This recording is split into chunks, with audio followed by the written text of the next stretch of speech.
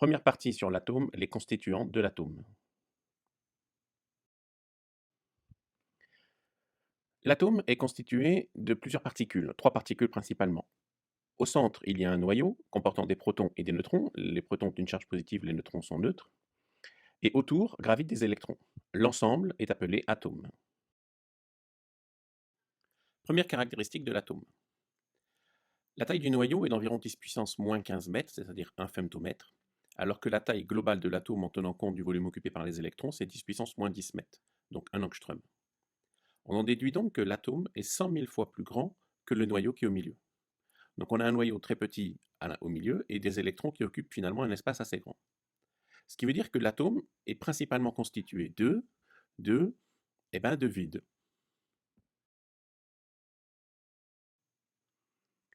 Passons maintenant aux caractéristiques des particules constituant l'atome. Donc on a dit qu'il y avait des protons et des neutrons dans le noyau et des électrons qui tournent autour. Protons et neutrons ont quasiment la même masse, 1,67 10 puissance moins 27, quasiment identique mais pas identique. Et l'électron a une masse quant à lui de 9,1 10 puissance moins 31. Au niveau de la charge, puisque dans l'atome il y a des charges électriques, les protons sont chargés positivement avec une charge chacun de 1,602 10 puissance moins 19 coulombs, et l'électron a une charge lui négative de moins 1,602 10 puissance moins 19 coulombs. Et le neutron tire son nom du fait qu'il est neutre, électriquement parlant. Que peut-on conclure de ça? Première chose, la masse est concentrée dans le noyau. On voit que la masse de l'électron est très faible par rapport à la masse des nucléons que sont protons et neutrons. La masse de l'électron représente moins de 0,05% de la masse de l'atome. Donc vraiment, on a un atome constitué, on a dit principalement de vide, mais avec toute la masse concentrée en un point très petit par rapport à la taille de l'atome global. De plus, ce qu'on voit, c'est que l'atome contient des charges électriques. Alors, on sait que l'atome est globalement neutre, mais il contient des charges électriques, des charges positives dans les protons et des charges négatives dans les électrons. Et s'il contient des charges mais qu'il est globalement neutre, c'est que forcément, le nombre de protons est égal au nombre d'électrons. Comme ils ont la même charge en positif ou en négatif, ben forcément, le nombre de ces particules doit être égal. Donc dans un atome globalement neutre, on a autant de protons que d'électrons. Passons à l'élément chimique. Donc en fait, du coup, on a une représentation de l'atome qui est un noyau très petit au milieu portant des charges positives, et autour ce qu'on appelle un nuage d'électrons, c'est-à-dire un grand volume autour du noyau, chargé négativement. Or, ce qui est vraiment important, c'est que on a bien montré que toutes les propriétés chimiques, donc la façon dont un atome va réagir et faire des réactions chimiques, c'est lié au nombre de charges, et notamment au nombre d'électrons et l'organisation de ces électrons. Donc c'est vraiment les propriétés électriques de l'atome qui va lui conférer des propriétés chimiques. Du coup, on appelle élément chimique l'ensemble des atomes ayant la même charge. Puisque des atomes qui ont la même charge vont avoir les mêmes propriétés chimiques, bah, historiquement, en fait, c'était impossible de les différencier. Faire la distinction entre les différents carbones, entre les différents fluores, c'était pas possible et c'est pour ça qu'ils ont tous porté le même nom et qu'on a appelé ça un élément chimique. Et ça, même s'ils n'ont pas le même nombre de neutrons. Donc, dans un élément chimique, on regroupe des atomes qui ont le même nombre de protons et le même nombre d'électrons, forcément, mais par contre, ils n'ont pas forcément tous le même nombre de neutrons, parce qu'en fait, le nombre de neutrons n'a aucune influence sur les propriétés chimiques. Et du coup, pour distinguer ces différents atomes, on va introduire la notion d'isotope. Donc on appelle isotope des atomes ayant le même nombre de protons, mais pas forcément le même nombre de neutrons. On dit aussi qu'ils ont le même nombre de charges, mais pas le même nombre de masses, puisque la masse est principalement liée aux nucléons, c'est-à-dire aux protons et aux neutrons. Alors comment est-ce qu'on note tout ça? On appelle Z le numéro atomique, ça correspond au nombre de protons, qui correspond donc forcément aussi au nombre d'électrons dans un atome. On appelle A le nombre de masses. Alors on a vu que ce qui fait de la masse dans un atome, c'est les protons et les neutrons, donc ça correspond au nombre de nucléons. Et on note tout atome, X, A, Z, donc Z numéro atomique, A nombre de masses, et X c'est le symbole de l'élément chimique. Donc par exemple, si je prends trois atomes, le 6,12, le 6,13 et le 6,14, ils ont le même numéro atomique, donc le même nombre de charges, même nombre de protons et même nombre d'électrons.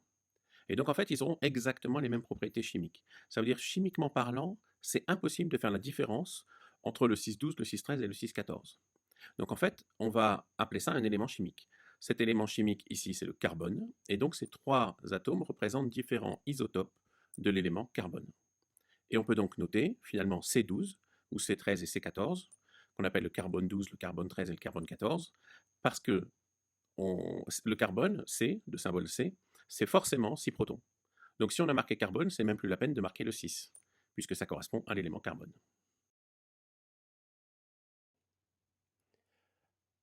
On range l'ensemble des éléments constituant la matière dans tout l'univers dans un tableau, le tableau de Mendeleïev, qu'on appelle aussi classification périodique des éléments.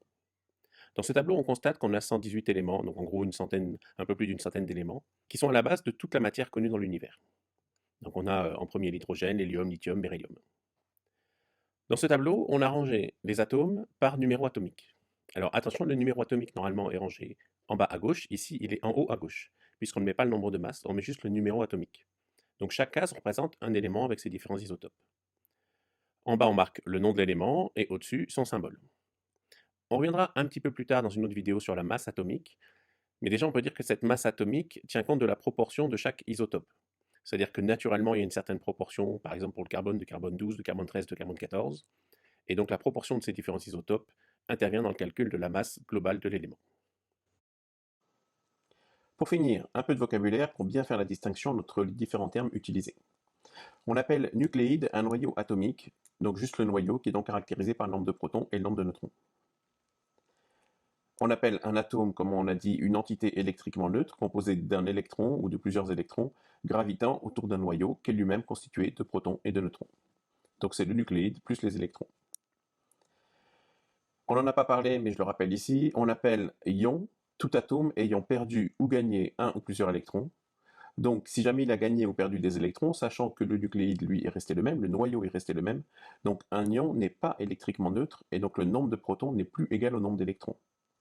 Si l'ion est négatif, ça veut dire qu'il y a eu des électrons en plus, donc il y a plus d'électrons que de protons. Et si l'ion est positif, c'est que l'atome a perdu un ou plusieurs électrons, et donc il y a moins d'électrons que de protons. Donc on a vu un élément, c'est l'ensemble des entités chimiques, atomes ou ions, qui ont le même nombre de protons dans leur noyau.